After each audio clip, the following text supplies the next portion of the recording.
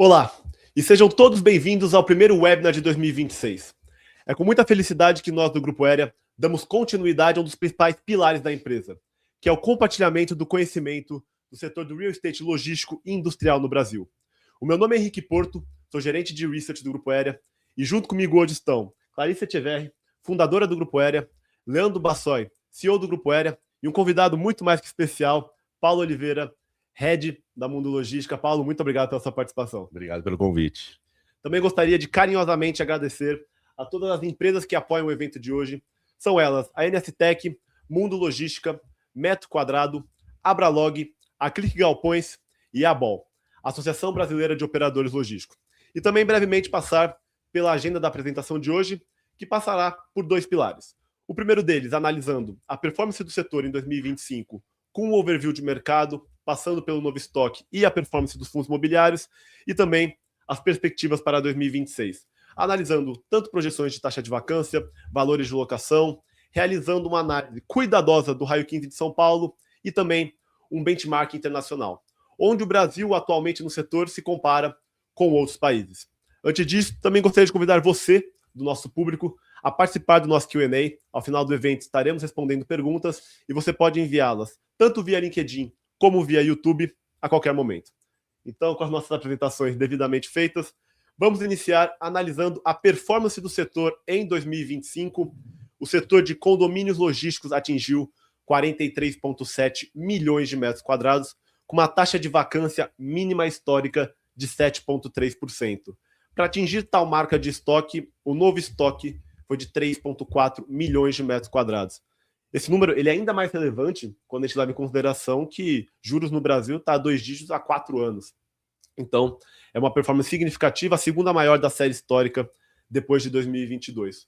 Outro valor histórico é o de absorção líquida, cerca de 3,5 milhões de metros quadrados. Esse, o maior da série histórica, mapeada desde 2013, um valor quase 30% acima de 2024.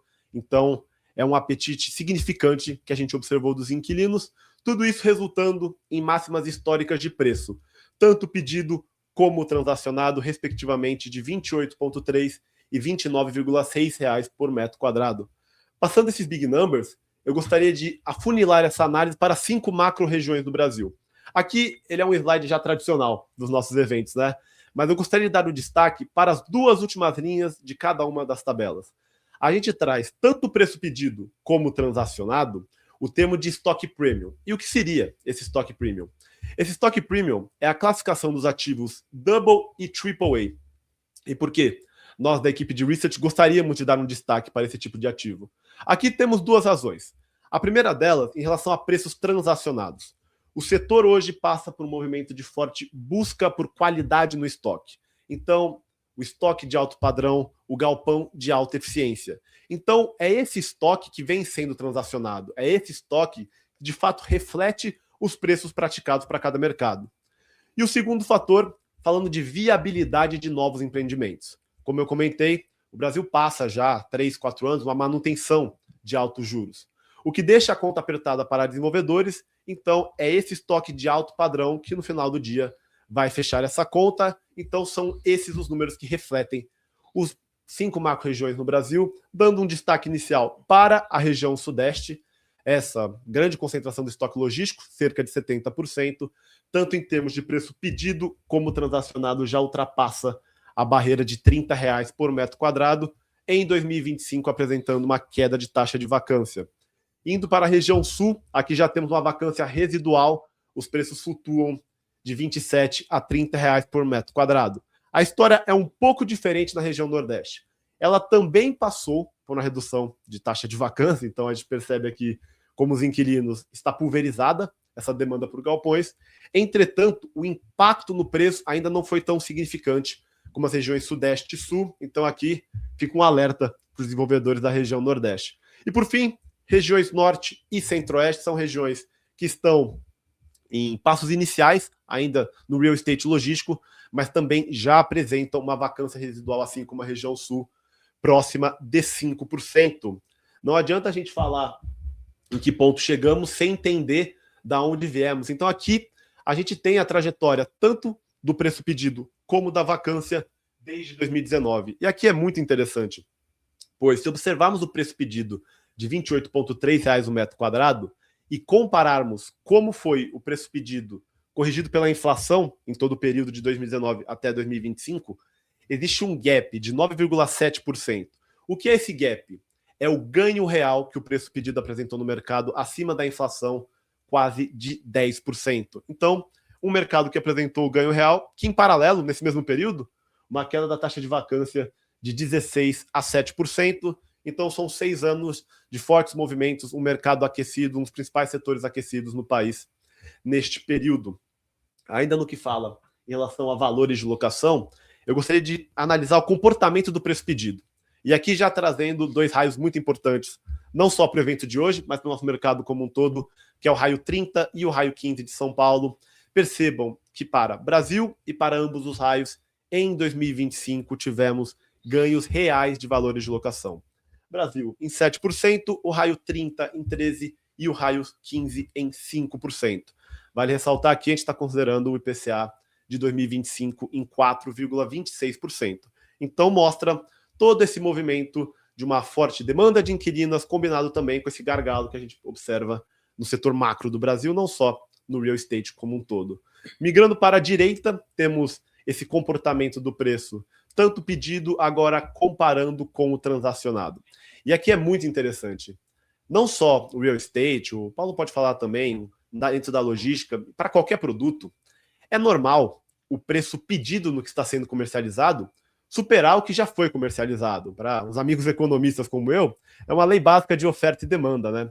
Entretanto, vocês observam que no Brasil isso não ocorre. O porquê isso ocorre nos raios 30 e 15 e não ocorre no Brasil? Quando analisamos a pizza de desenvolvedores e proprietários desses 2 raios, a gente percebe fortemente a presença dos players institucionais e também uma forte presença do estoque de qualidade, esse estoque premium que eu havia comentado inicialmente. Quando analisamos essa pizza para o Brasil, essa fatia é menor. Ou seja, esses players institucionais, já no raio 15 e no raio 30, já realizaram seus ajustes, tanto na qualidade no estoque quanto de preços. O Brasil, que possui diversos mercados onde há uma baixa qualidade de estoque e também uma forte presença de players regionais, esse reajuste ainda não ocorreu. Acontecendo esse fator que, como eu e a Clarice gostamos de chamar, de inversão estatística. O preço pedido, de fato, é inferior ao que foi transacionado no período. Falando aqui do novo estoque, não tem como a gente não dar o destaque para o novo estoque de 2025 de 3,4 milhões de metros quadrados, pontuando aqui a descentralização da logística. O que seria esse fenômeno? É basicamente a pulverização do estoque, da entrega desses novos empreendimentos, para além do mercado primário. Leia-se aqui o mercado primário como raio 60 de São Paulo até aproximadamente Campinas, ou seja, expansão para praças secundárias e terciárias. Podem observar aqui, região metropolitana de Vitória no Espírito Santo, em Santa Catarina temos tanto Itajaí como Joinville, também a região metropolitana de Recife, em Pernambuco. É engraçado, a gente comentou junto, eu e o Bassoi essa semana, o estoque sudeste é de 70%. Porém, em 2025, ele entregou apenas 61%. Então, a gente vê outros mercados ganhando relevância, destaque aqui, regiões Nordeste e Sul. Por fim, ainda sobre 2025, eu vou sair um pouco do mercado físico e indo para o mercado de capitais, analisando a performance dos fundos imobiliários logísticos dentro da B3 em 2025. Quando a gente pega o top 15 FIIs logísticos, a gente teve uma valorização da cota de aproximadamente 30%. Então, vale notar aqui que a gente está com uma Selic de 15% e uma valorização da cota de 30%, ajustada já pela distribuição de dividendos. Temos, inclusive, 4 FIIs com a valorização acima de 40%. E o porquê dessa performance, diria histórica e também muito benéfica do lado de investidores de fundos imobiliários? É uma diversa combinação de microfatores que vai chegar numa variável macro. Primeiro é o momento, baixa taxa de vacância, muitos contratos atípicos de BTS também que dão previsibilidade de receita no longo prazo, crescente demanda por galpões, principalmente via e-commerce, e também alguns fatores mais do setor do mercado de capitais, profissionalização de gestores. Em 2025, observamos também o movimento de revisionais que subiram o ticket médio do portfólio de galpões. Então, vários microfatores que no final geram uma maior previsibilidade de receita para esses fundos imobiliários, gerando essa valorização da cota. Então foi um ano aquecido, tanto quando a gente analisa o mercado físico de condomínios logísticos, quando também analisamos o mercado de capitais. Bom, esses são meus comentários iniciais sobre a performance de 2025. Agora, em sequência, eu vou passar a palavra aqui para a Clarice, para o Bassó e para o Paulo. Vamos abordar as expectativas de 2026. Novamente, eu queria agradecer a presença dos três. Muito obrigado. Obrigada, Henrique. Bom dia a todos. Um prazer estar aqui novamente. Falar um pouquinho de futuro, eu acho que esse ano de 2026, a missão não está tão difícil, porque o jogo está meio que dado já, né? Tivemos, como o Henrique comentou, em 2025, uma absorção líquida bastante expressiva de 3,5 milhões de metros quadrados. Ainda que a gente tenha uma previsão de crescimento de PIB um pouco mais retraído do que espera ser divulgado aí de 2025 para 2026, ainda que a gente fizesse uma análise de uma absorção um pouco mais reduzida. Opa, desculpa, não tinha passado o slide. Vamos lá. Então, ainda que a absorção líquida seja um pouco mais reduzida esse ano, dado o cenário de disponibilidade atual e dado ao fato de que são projetados para 2026 um novo estoque de 3,2 milhões de metros quadrados, a previsão, gente, é que a taxa de vacância continue sendo pressionada. Não existe muitos ângulos para que, ainda que num mercado onde a gente vai depender fortemente do desempenho do consumo, seja ele do varejo físico, seja ele do e-commerce, ainda que esse crescimento ande de lado, dado aí os desafios da nossa macroeconomia, e impacte essa absorção potencial de 2026, a taxa de vacância vai ficar próxima do patamar de 7%, podendo reduzir. Se a gente reduzir um pouquinho ainda essa previsão de novo estoque a ser entregue, a gente sabe, né? Desenvolvimento imobiliário, sempre alguma coisa pode acontecer. Se esse novo estoque der uma desacelerada, que seja aí na casa de 10%, a taxa de vacância Brasil pode chegar a patamares residuais e ficar oscilando aí entre 5% e 6%. Então, o jogo está dado. Taxa de vacância baixa, pressão por preço. A gente faz uma análise de sensibilidade aqui, compartilha com vocês. Se a gente sair hoje de uma entrega, de uma taxa, eu diria, de absorção compatível com 2025, a taxa de vacância vai reduzir em torno de 15%, atingindo patamares de 6,2%. Se a gente reduzir em 15% a absorção líquida de 2025, ainda assim a gente vai ter um cenário muito pressionado.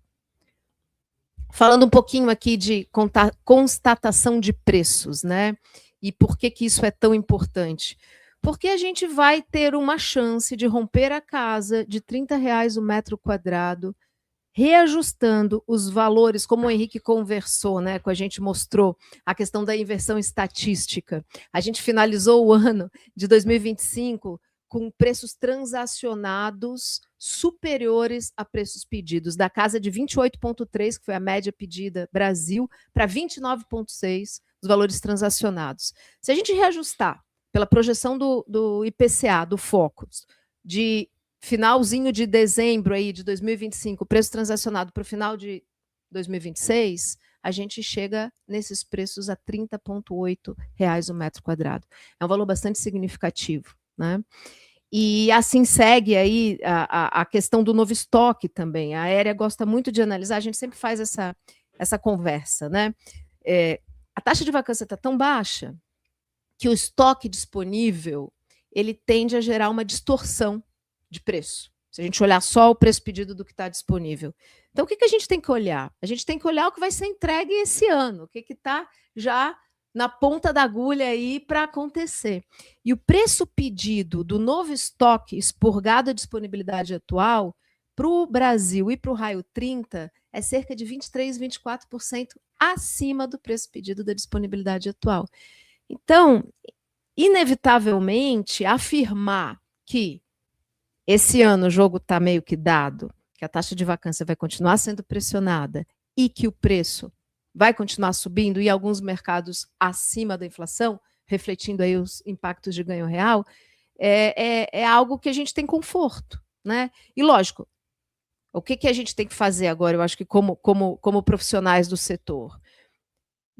um olhar um pouco talvez mais granular, entender mercado a mercado, submercado a mercado, para que a gente possa ter uma análise mais ponderada de até que patamar de preço a demanda consegue absorver essas locações, para que se viabilizem empreendimentos especulativos, porque realmente taxa de juros a 15%, num período tão alongado aí de juros de 2 dígitos, fica complicado.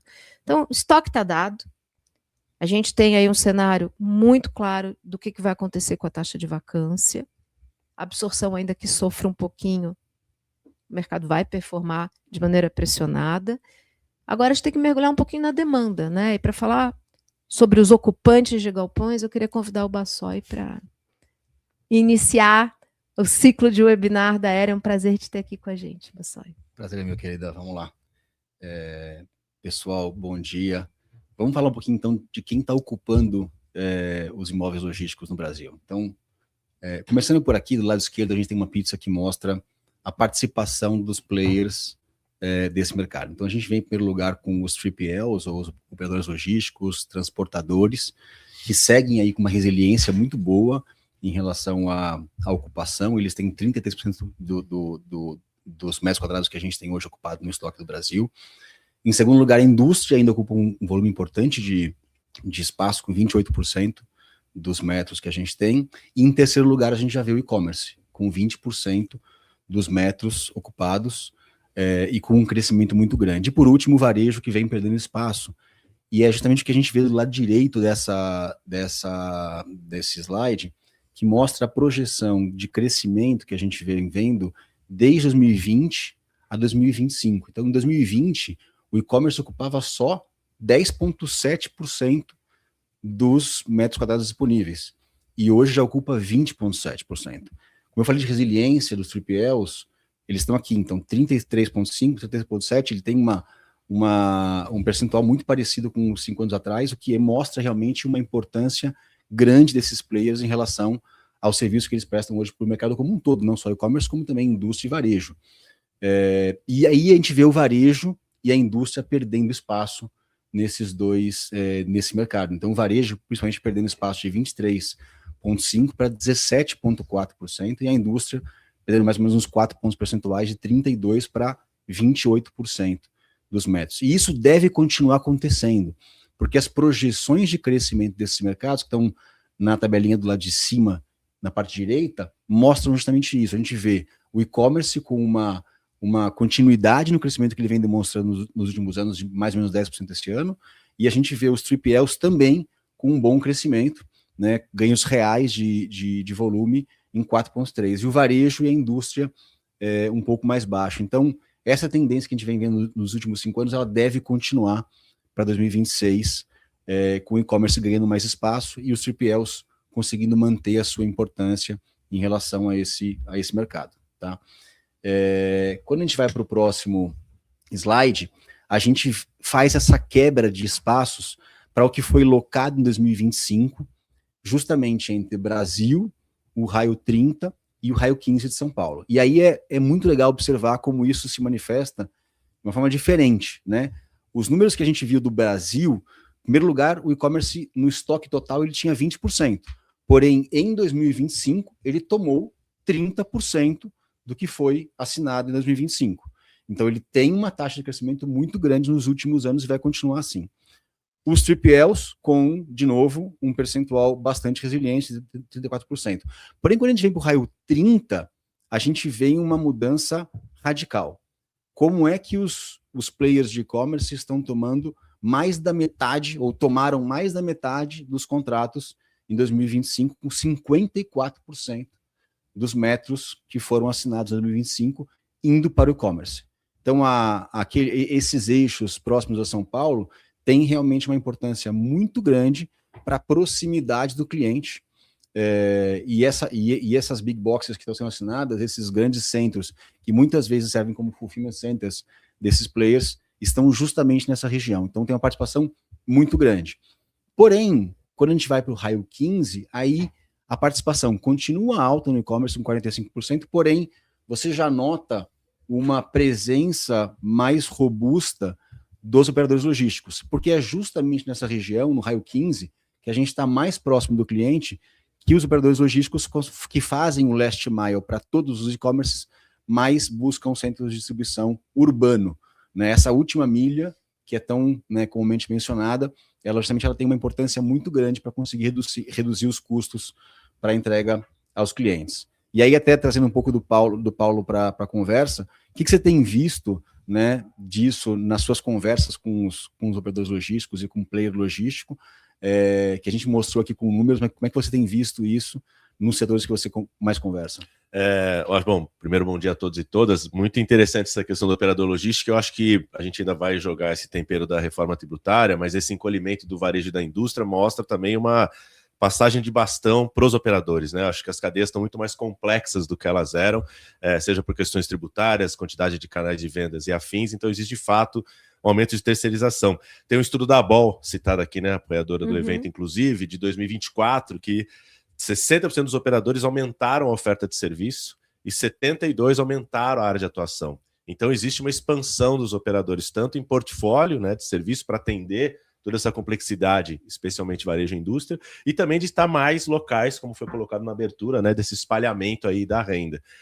Também as análises do IBGE desse último censo que teve, também a gente vê que as cidades que mais cresceram no Brasil economicamente em percentual também estão fora do grandes eixos. Então, acho que os operadores estão sendo mais rápidos para conseguir abocanhar essa necessidade e prestar esse serviço. Então, acho que tem um lado de desafio, de conseguir crescer rápido, mas estão conseguindo entregar muito valor, né? A gente vai falar talvez um pouco de tecnologia também, mas os operadores acho que estão conseguindo simplificar cadeias complexas, né? E é incrível essa diminuição da participação no raio 15, que as indústrias realmente não querem mexer nesse ambiente tão difícil que é a logística urbana. Então acho que é um crescimento super sustentável que a gente vai ver muito pela frente. Legal. E mais ainda reforçado pelas pré-locações que a gente vê. Então essa taxa de vacância tão baixa que a gente comentou antes com a Clarice e com o Henrique, também se mostra aqui, porque você vê as pré-locações de 2025 e no raio 30 e no raio 15 a gente teve mais de 40% dos imóveis locados antes da sua entrega. Ou seja, realmente são locais muito difíceis de conseguir imóvel e todo mundo está tendo que abrir mão, lançar mão de pré-locações para conseguir ter esse espaço. Outra estratégia interessante também, que você trouxe a questão do crescimento contínuo do e-commerce, lembrando que o nosso e-commerce é perto de 15, 18, chutando alto do mercado total, né? E todas as indústrias estão se colocando mais no canal online. Então, acho que a tendência de crescimento deve acelerar, ainda mais com a reforma de você estar agora perto, né? O imposto estando perto do momento de consumo. Então, acho que sim, o e-commerce cresce, é maravilhoso, mas ele ainda é pequeno, se a gente pensar como varejo total. Então, acho que tem uma oportunidade gigantesca aqui. Exato. Vamos para frente, então. Quando a gente olha para esse gráfico, para esses gráficos aqui, a gente percebe como esses dois eixos, né, esses dois raios 15 e 30 próximos de São Paulo, evoluíram muito em relação à representatividade dele no mercado. Em 2024, o que estava sendo ofertado no mercado de novo estoque para o raio 30, para o raio 15, perdão, era apenas 1% do volume de metros que estavam indo para o mercado. E hoje já são 9% do estoque que está sendo ofertado. E a mesma coisa com o raio, com o cinturão logístico, né, que a gente chama entre o raio 15 e o raio 30, que era de 25% e passou a ser 33%. Ou seja, no total, a gente fala de um aumento de 26% para 42%, ou seja, 60% mais concentração de investimento, de novo estoque, nessa região próxima a São Paulo, do que a gente tinha há apenas 2 anos atrás. Então, realmente, esse eixo se tornou muito importante, porém, a gente sabe que não é só o raio 30 de São Paulo que existe para conseguir entregar. O Brasil é muito grande e tem muito espaço ainda perto de diversas capitais e regiões metropolitanas para ser explorado. A gente entende que, nesse momento, existe uma concentração grande, até pela questão da taxa de juros, e você apostar em um cavalo que tem mais chances de chegar bem no final da corrida.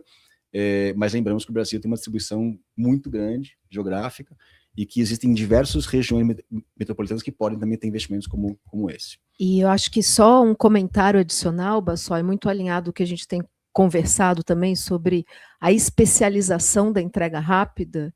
Esse conceito do cinturão logístico é algo que a Aérea implementou, não é comum no mercado, mas parece bastante óbvio para quando a gente fala de operações logísticas e de entrega rápida, porque o grau de especialização que a gente estava discutindo, ele tende a crescer tanto e tão rapidamente, muito também, obviamente, fomentado pelo desenvolvimento tecnológico, que a gente tem que olhar o raio 15 separado dos ativos do raio 30 e olhar o raio 30 com o raio 15 dentro, ele acaba trazendo uma distorção, né?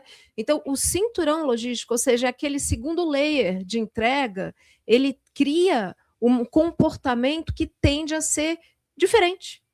Pode até seguir no mesmo caminho, né, dado a previsão do crescimento do e-commerce, mas ele é diferente, ele tem que ter um olhar um pouco mais especializado, né? E principalmente considerando a diferença, né, da localização de um fulfillment center, que não necessariamente precisa estar dentro da cidade, e a entrega imediata, rápida, com dados preditivos, que é algo que tende a acontecer nesse setor de e-commerce. Então, é bem interessante isso que você colocou, o quão o raio 15 foi crescendo em termos de representatividade, mesmo num cenário de juros alto e mesmo numa região que o preço dos terrenos é altíssimo. Né? E eu acho que, para ilustrar um pouquinho do que você falou, eu acho que tem aqui um estudo nosso com diferentes empreendimentos, justamente no raio 15. E é por isso que é importante a gente separar um pouco esse raio 15 dos dados gerais, porque ele se comporta diferente. Então a gente tem aqui diferentes empreendimentos que têm preços pedidos, que você já vê que a média deles já é mais elevada, ou bem mais elevada do que a média Brasil, até mesmo do que a média do raio 30 de São Paulo, mas que você começa a notar diferenças também na eficiência da área. Então, quando a gente compara a área de piso versus a ABL total, você já começa a reparar que tem números mais baixos um pouco do que você nota nos empreendimentos que estão mais distantes, ou que são essas caixas de 100 metros quadrados, ou que servem para fulfillment também perto de São Paulo. Então tem eficiência um pouco mais baixa, e isso, somado a um preço mais alto, como você pode ver do lado direito, já começa a elevar os preços para patamares que a gente antes não tinha visto, né? Preço de aluguel de escritório, quase. Né? Então, a gente começa a ver já preços que são bastante mais elevados, né, quando você compara com a área que eu vou conseguir realmente operar e utilizar no dia a dia, bem mais elevados do que a gente está acostumado a ver nos imóveis que estão mais afastados de São Paulo. E aí eu acho que, né, para bater um papo com o Paulo também, a gente começa a ver como é que a gente vai conseguir pagar essa conta do lado de quem está ocupando. Claro. Né? O que você tem visto desse lado do ocupante para conseguir se deparar com essa situação? Bom, primeiro, eu acho que o maior comentário que a gente ouve, né, que não entrega rápida é cara. Eu falei, cara, se não gerar valor, né? Essa questão do preço e do valor. Então, você também trouxe na abertura, a Clarice comentou do aumento do reais por metro quadrado, mas vocês na área já têm esse pensamento que o jogo não está no resto do metro quadrado, tem muita coisa além disso. Então, a gente vê muitas operações acontecendo e até essa, não ineficiência, mas uma menor eficiência na BL também traz maior flexibilidade de uso. Então é mais área de manobra para dar maior fluxo, para gerar mais entregas, para você valorizar mais seu ativo, seja ele caminhão, seja a área disponível. Então é um jogo diferente, né? Então o valor é o que você recebe, preço é o que você paga, né? Tem essa frase aqui também na Nestec. Eu acho que tem um lado de gente logístico, né? A gente já passou por isso em serviço na pandemia, de ter uma excelência de serviço apesar de todas as dificuldades. Passa agora por uma questão de eficiência, né? De reorganização, mas indo para o mundo de geração de valor.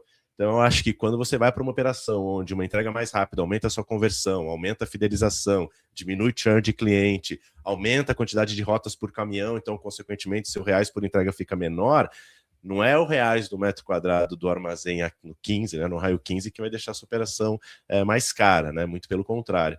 Então, acho que tem boas operações e bons exemplos de como você faz uso dessa proximidade. Não adianta operar um armazém no raio 15 igual você opera um em Cajamar, né? São lógicas muito distintas, até de horário de funcionamento, de turno de equipe. Então, realmente valorizar perfil da mão de obra, tipo de serviço que você agrega, né? Os micro-fulfillment que a gente já vê se espalhando. Então, assim, é um jogo novo, onde a logística pode ainda ser mais estratégica, né? Já vem sendo estratégica em abastecimento, mas na geração de valor. Então, não consigo entender como caro o valor do metro quadrado, entendo como uma grande oportunidade de geração de novas receitas. Né?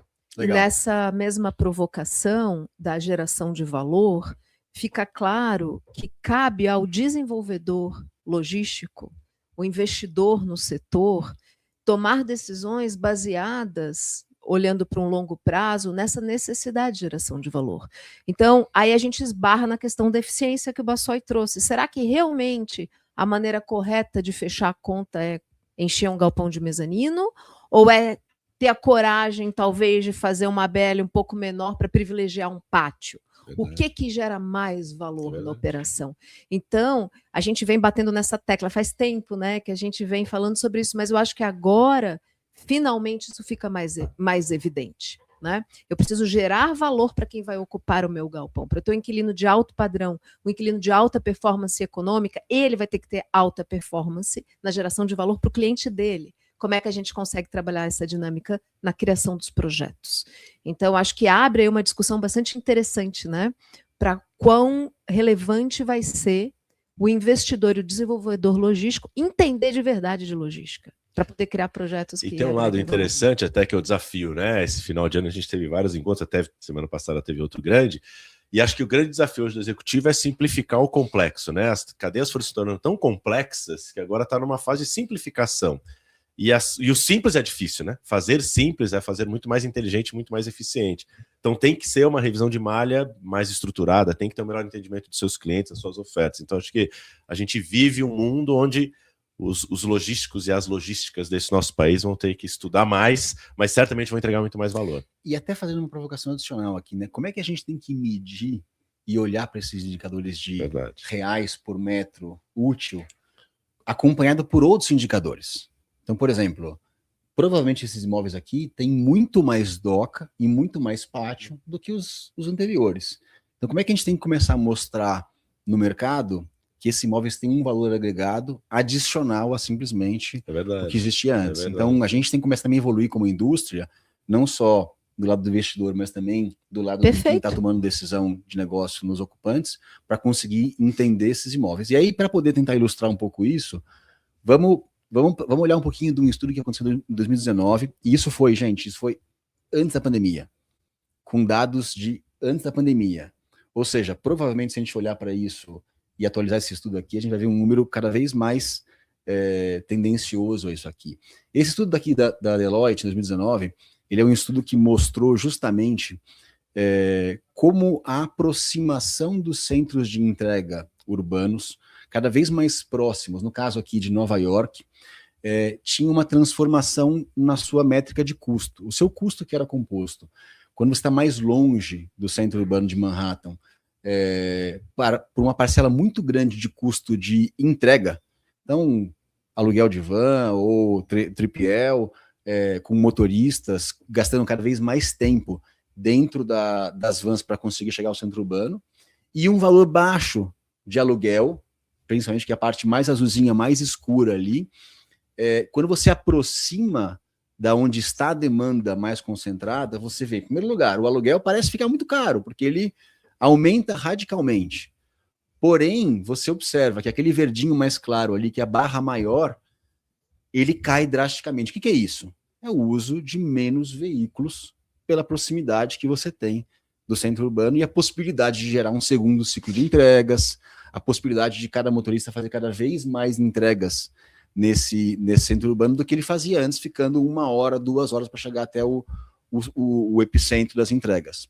É a geração de valor, né? Aí que está a geração de valor. Então, se os nossos ocupantes, e se a gente não, né, como o nosso principal mote aqui, que é ajudar os ocupantes a entender o mercado de real estate, como isso pode ajudá-lo no dia a dia a tomar boas decisões, se a gente não conseguir enxergar isso dessa forma aqui, a gente não gera valor. E aí, somado a isso, a gente traz, mas isso é Nova York, isso é Estados Unidos, não está acontecendo lá aqui. Vamos olhar para um dado só que a gente trouxe, que é um dado super impactante do Brasil. Nos últimos 10 anos, que foi justamente onde a gente teve um boom muito grande de entregas, e todo mundo se acostumou a receber entregas em casa no mesmo dia, no dia seguinte, assim por diante, a gente teve uma queda de 22% dos caminhoneiros no Brasil. Isso somado a que ninguém quer entrar nessa profissão, e muitas vezes quem está na profissão continua, mas não tem gente nova entrando. Então, a idade média sobe de 36 para 46 anos de idade. Né? E 54% deles dizem que se eles pudessem, eles deixariam a profissão. Então, esse dado mostra claramente que isso está acontecendo no Brasil e que os custos de entrega vão ficar cada vez mais caros por essa falta de capital humano para conseguir dirigir caminhões, VUCs e vans. E tem dois pontos que não são citados, mas não quantificam esse gráfico, certamente trariam mais ainda benefícios para a operação mais urbana, que é menos exposição ao risco, né? Quanto menos o caminhão está na rua, menos chance de acidente, quebra, roubo e afins. E a nossa idade média de frota não é nada pequena, então os riscos aumentam, né, de você parar o seu caminhão. E o segundo, as questões de ESG, que são quantificadas no estudo, mas não monetizadas. Então, como a gente está entrando no mercado de carbono em breve no Brasil, né, já está, ano passado foi validado que vai existir, então provavelmente nos próximos 2 anos vai ter essa monetização, onde você vai pôr esse dinheiro da emissão economizada, né? Então é mais um benefício para viabilizar geração de valor e viabilizar projetos urbanos. Perfeito. E aí tem o temperinho da reforma tributária, né? Nem chegamos nela ainda. Exatamente, que vai ser, dadas as devidas proporções, a gente teve um game changer, que foi o efeito da pandemia, né, na aceleração da tendência do e-commerce, e eu acho que a gente vai ter também um impacto na reforma tributária, na aceleração da aproximação dos estoques aos clientes finais. E quem vai fazer esse movimento primeiro, né? Bom, basicamente a reforma é isso, né? Você vai passar a pagar mais perto, né? Não mais na origem, então todas as questões de incentivos estaduais tendem a cair nos próximos 4 a 6 anos, né? Agora a questão é quem se move primeiro, né?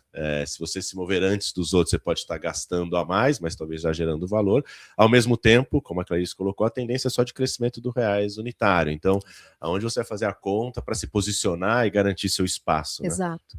E aí entra o nosso propósito no mercado de ajudar, né, as empresas nesse processo de tomada de decisão. A gente está participando de vários estudos e não é teoria, é prática, né? Não só no setor de e-commerce, no setor de operadores logísticos, mas inclusive no setor da indústria também. Algumas empresas já saíram na frente e a gente tem trabalhado em parceria com várias empresas na construção dos seus business plans, porque a gente entende que sim, que isso pode ser uma decisão dessa de revisão de malha, uma decisão de recolocação da sua unidade principal de distribuição, pode ser o que vai te garantir mais ou menos competitividade. E num país, né, onde a gente tem que enfrentar tantas incertezas macros, pode ser uma decisão que garanta a sobrevivência da sua empresa. Então, a gente está aqui para ajudar, né, Bassoi? O que a gente vem falando com alguns tributaristas, e eu acho que todos eles têm um entendimento comum, que vai impactar as empresas, a dúvida não é se vai impactar ou não, a dúvida é quando. Em que momento da transição de 26 a 32 o business case vai fechar para fazer o movimento.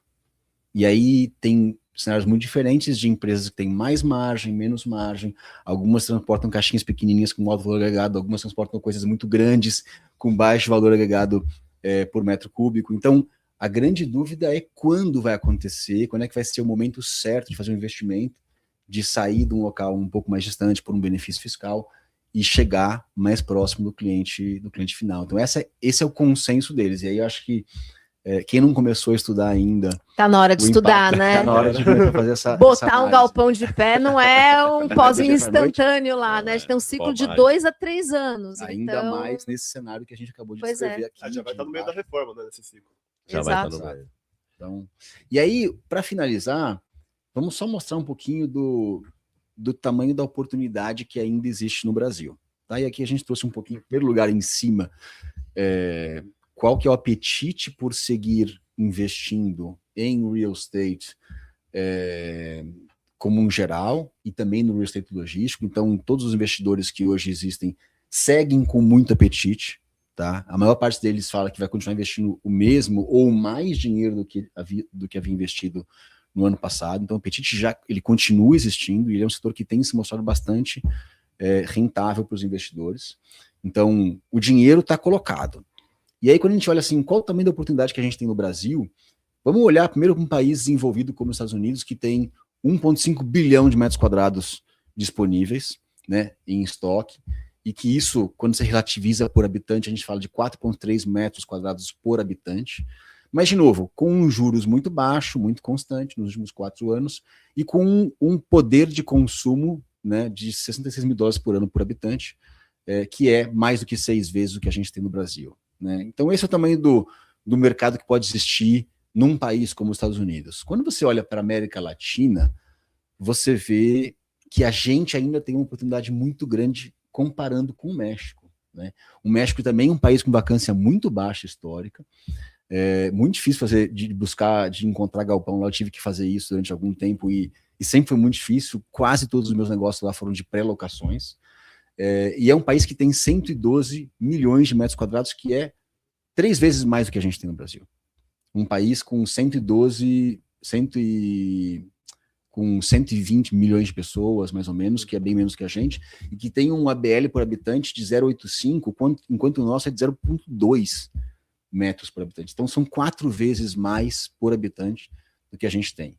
Juros parecidos, são juros altos também, 9,6 na média, conta 12,4 na média, e um poder de consumo parecido. Então, mesmo se comparando com o México, nós temos no Brasil ainda um potencial de crescimento de investimento nesse setor que é gigantesco. E é por isso que a gente vê um futuro que, apesar desse cenário macroeconômico difícil, a gente ainda assim entende que existe muito negócio para ser feito, e é por isso que a gente está aqui. É isso aí. E a Clarice trouxe um ponto, né, de falar da questão de pensar mais amplamente, vocês consultivos, né, nesse sentido, e começa a aparecer novos indicadores, que é o que você está trazendo, né, precisa pensar em novos indicadores. Então, qual que é o metro quadrado por habitante que a gente tem, que país que a gente pode comparar, quais são as regiões metropolitanas similares, né, sejam as macro-regiões ou as específicas. Então, não é tão tiro no escuro assim, né? Tem muito dado disponível, a questão que é um novo jogo para ser avaliado, e por isso que é a importância de somar conhecimento. Estava lendo recentemente, a gente fala muito do online, mas o Pharma cresceu de 3% para 21% online no Pharma, de 20% para 24%. Então multiplicou por 7 o volume online das cadeias de Pharma, né? Então a gente vê um mundo ainda em mudança, né? Ainda se amadurecendo. Então acho que tem muita oportunidade. Perfeito. Gostaria de agradecer a participação dos nossos apresentadores. Em seguida aqui a gente tem um pequeno slide recap dos principais pontos abordados no webinar de hoje. E agora a gente vai trazer para a mesa aqui o nosso público discutindo a nossa sessão de Q&A. A gente também deixa à disposição aqui o LinkedIn de todos os apresentadores deste evento. A primeira pergunta, acho muito interessante, Bassoi e Paulo, que o Lucas mandou no YouTube. Ele comenta que foi comentado que os setores de e-commerce e 3PL lideraram as locações. Isso também é esperado para os próximos anos? Deve haver novos drivers para as locações ou serão os mesmos comentados para 2025? Acho que o primeiro novo driver aqui a gente já pode abordar em forma tributária também, né? Sim, sem dúvida. Acho que como estoque total, a gente deve observar, como os dados mostraram, algo parecido com isso a nível Brasil. Tá?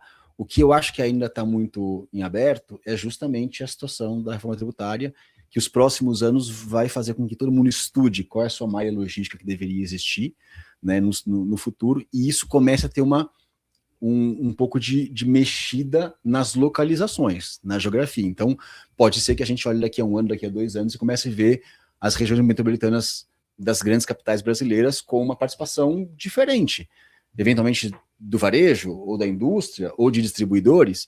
Então, existe possivelmente um cenário de mescla regional que ainda vai ser definido por causa da reforma tributária. Mas acho que os grandes drivers, como o Brasil, devem seguir sendo parecidos com o crescimento de e-commerce e 3PL. O e-commerce foi puxado muito pela redução de prazo, né? Essencialmente, né? Uma guerra, né? A guerra por prazos. E agora a reforma vai forçar uma proximidade aos mercados. Então é uma sequência do que já vinha acontecendo. A diferença é que agora para o mercado como um todo, não só para o mercado de entrega rápida. Então concordo com o Bassoi, eu acho que esse ano deve seguir parecido, mas certamente nos próximos 2 anos acho que vai ter algumas mexidas regionais interessantes que devem surgir muitas boas oportunidades de investimento, inclusive. Como a gente gosta de comentar, o consumidor está cada vez mais mimado, né? Daqui a pouco ele quer que a entrega chegue antes dele pedir. Bom, em sequência, a gente falou muito aqui das regiões metropolitanas e o Renato tem uma pergunta sobre esse custo de ocupação. Ele falou, ouço sempre que vai faltar galpão. Isso vai impactar o custo de ocupação nos raios mais distantes também? Ou esse custo de ocupação ele está sendo muito mais impactado apenas nesse last mile? Eu acho que tem um ponto interessante aqui, que acho que vai surgir empresas chegando mais perto, né? Acho que vai ser um pouco de jogo das cadeiras, se a gente lembrar de criança. Então, os e-commerces, pela pressão, vão precisar estar cada vez mais perto, já foram mostrado um número aí, né, o aumento do 9% dentro do raio 15, então tá claro que isso está acontecendo, mas quem está mais distante vai conseguir também chegar mais perto, que hoje não consegue competir com os preços praticados pelo e-commerce.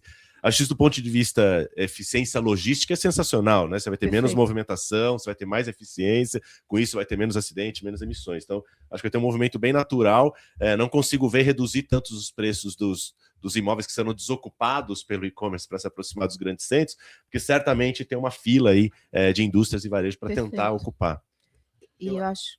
Desculpa. Pode ir? Não vai lá. Bom, eu acho que também vão começar a surgir outros hubs de logística no país, drivados pelo consumo para uma distribuição eficiente. Então, novos grandes centros de distribuição. A gente vê um pouco disso nos Estados Unidos. Né? Você tem alguns mercados relevantes, onde você tem uma lógica logística, né, para concentrar atividades. E vai existir, e a gente tem batido nessa tecla, um acelerado processo de profissionalização do setor. Isso aconteceu na logística. Hoje a logística é um pilar fundamental de qualquer companhia, né? E os profissionais de logística vêm se especializando e vêm se sofisticando muito também. Então, isso vai puxar a profissionalização do setor imobiliário. Tem aquela questão do ovo ou da galinha, né? Eu vou fazer um empreendimento no mercado secundário e terciário, mas é um empreendimento pequeno, então não sei se faz sentido eu fazer aquele investimento, então não vou fazer aquela discussão do last mile, né? Aliás, a gente se conheceu nesse momento, na época Foi isso. você estava no Mercado Livre, né? Só que, obviamente, aí o Mercado Livre já tá um as nas operações de last mile, mas essa discussão vai ficar muito clara a partir do momento que essa demanda de aproximação ela se efetive, seja por uma questão de que o consumidor está mimado, ou seja por uma necessidade de viabilidade econômica das operações das empresas, em função da reforma tributária, que vai deixar essa conta mais evidente. Não importa o motivo principal, mas vão ser vários vetores que estão levando a essa consolidação dessa situação, né? O setor de real estate também vai entender isso. Existem vários fundos de last mile, de ativos, inclusive de qualidade inferior, que performam muito bem nos Estados Unidos, porque existe essa necessidade de estar próximo do público consumidor final. Então, surgem, com essa profissionalização, surgem várias outras oportunidades interessantes de investimento. A gente tem falado isso, né? Uhum. E por que não retrofitar um galpão e talvez corta um pedaço dele, deixa um pátio mais eficiente? Então, a gente vê com uma forma bastante positiva as coisas que podem acontecer no setor de real estate, com todos esses efeitos cumulativos dessas mudanças. E eu acho que essa sofisticação que você falou do logístico, ela tem feito com que as pessoas que tomam decisões sobre imóveis logísticos busquem melhores ativos. E eles cada vez mais entendem como é que parece que é um preço mais alto. Na verdade, quando você faz a sua avaliação completa e coloca na conta questões associadas a pátio ou associadas a pessoas, principalmente, e você se preocupa também com o bem-estar do seu funcionário, você começa a perceber que esse valor que parece ser mais alto quando você olha na face dele, tem um valor adicionado para a sua operação muito maior. Então, o que você percebe hoje, e a pergunta foi muito se vai continuar subindo o preço, eu acho que os ativos que têm qualidade superior vão continuar gerando valor para as empresas e cada vez existe uma busca maior por esses ativos. Perfeito. Então, esses ativos vão continuar tendo preço valorizado e talvez outros ativos fiquem para uma operação diferente.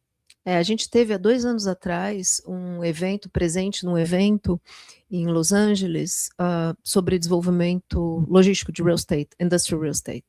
E um dos principais temas na época era o design for wellness dos centros logísticos, porque estava muito difícil de achar a mão de obra para operar nos CDs. Então, eles precisavam começar, as empresas estavam com o olhar de tentar reter funcionário através da qualidade de espaço que a pessoa ia ter no dia a dia, na operação, no dia a dia.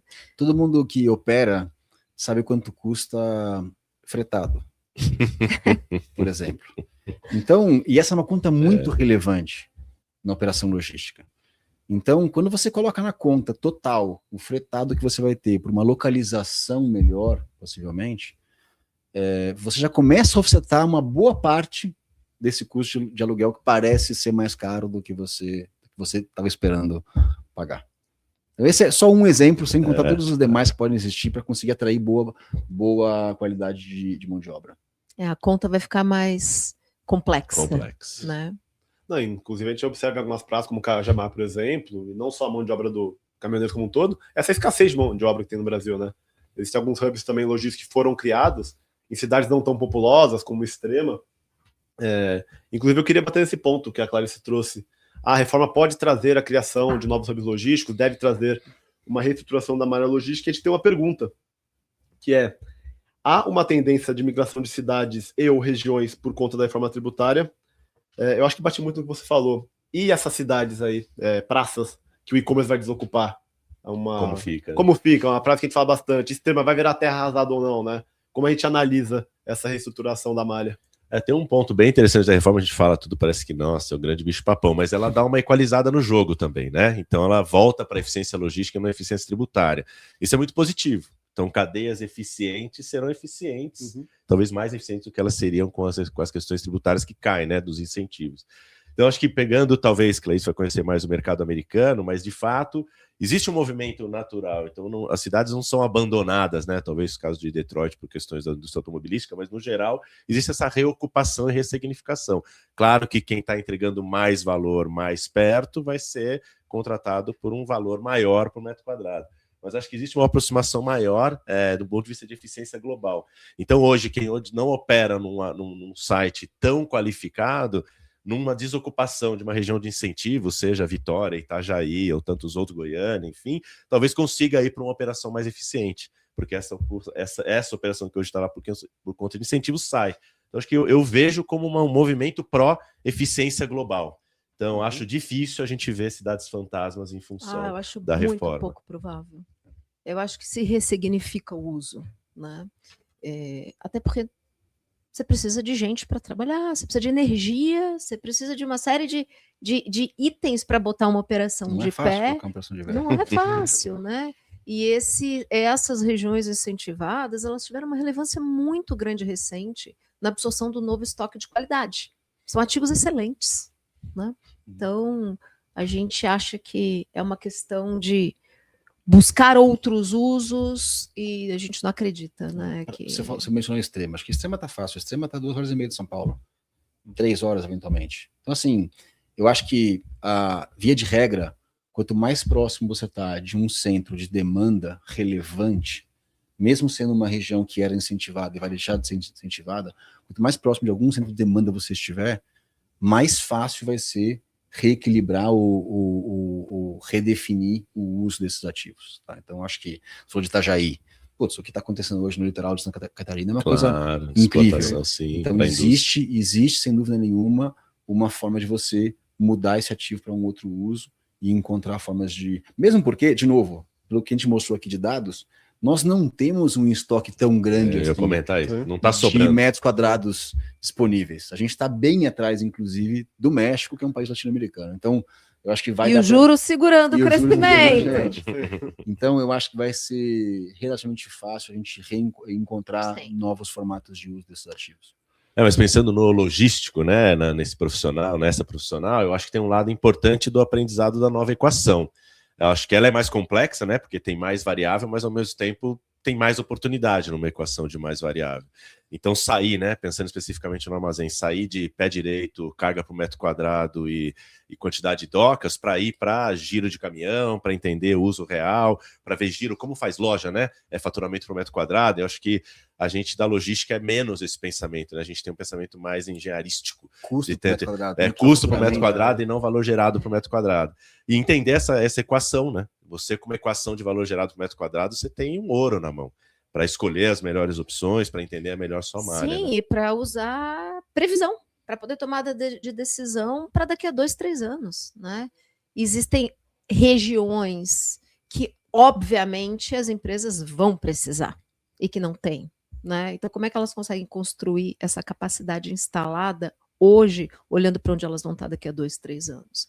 E parte dessa sofisticação de visão de futuro também está dentro desse novo profile de análise que o profissional de logística tem que ter. Total. Então, assim, falar de galpão e falar valor de aluguel de reais X por metro quadrado, eu acho que é algo que realmente limita, é ultrapassado, a equação é mais complexa e é fundamental, porque não existe mais, não vai existir mais turismo de carga no Brasil. Graças né? a Deus. Então, E por fim, a gente também tem uma pergunta que bate na tecla dos juros, né?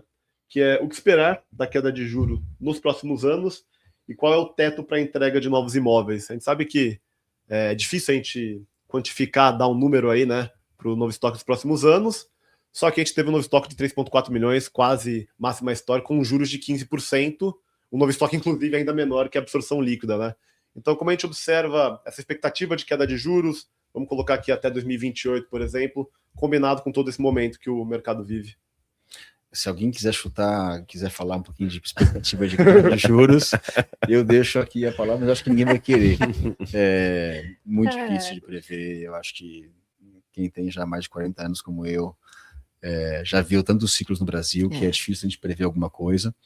Eu prefiro me colocar numa posição de olhar o que o Henrique falou, né, que a resiliência do mercado nacional, a resiliência do consumo interno vem gerando justamente as oportunidades de negócio também no ramo de imóveis logísticos. Tá? Então, eu olho que se a gente conseguiu, né, passar por esse período com juros tão altos e fazer recorde histórico de novo estoque, de oferta, acho que qualquer outra coisa que a gente consiga fazer a partir de um cenário que talvez, né, vamos torcer para que ele seja melhor do que ele é hoje, vai ser só para melhorar. Então eu me coloco nesse ponto porque eu sigo vários economistas-chefes e eu acho que ninguém está conseguindo cravar muita coisa, então eu prefiro olhar para a oportunidade que existe, mesmo mantendo essa taxa de juros ou eventualmente com alguma redução futura. E tem um caso assim para lembrar, né? Nós que somos jovens há mais tempo também, né?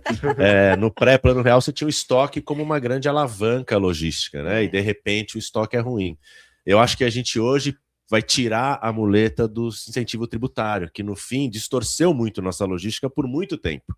E era necessário aproveitar esses incentivos, porque isso fazia parte de geração de valor, e tudo bem. Mas agora o jogo é outro. E acho que nesse jogo que quem aprender a jogar primeiro vai se dar muito bem, porque tem muito valor para ser distribuído, né? Sim. E é um efeito de longo prazo. Não é que tudo vai mudar de uma hora para outra, mas são evidências muito claras de que está mudando, né? Mas é para melhor. É para melhor. Não, perfeito. Porque a gente fala de juros, né? Muito comentado que o 13,75% de 2022 era o teto. Hoje a gente está em 15%, então a gente sabe bem certeza que ia falar disso no Brasil. Bom, pessoal, a gente não tem tempo mais para as perguntas. Eu gostaria novamente de agradecer a participação do Paulo, do Leandro e da Clarice. Deixo também o convite para todos os participantes a entrar na nossa comunidade de inteligência de mercado. Lá divulgamos nossos materiais, tanto de fechamento de trimestre quanto outros insights sobre o real estate logístico no Brasil. E fica aqui o convite para o próximo evento, Area Webinar, e nos vemos até lá. Muito obrigado. Obrigada. Obrigado. Obrigado.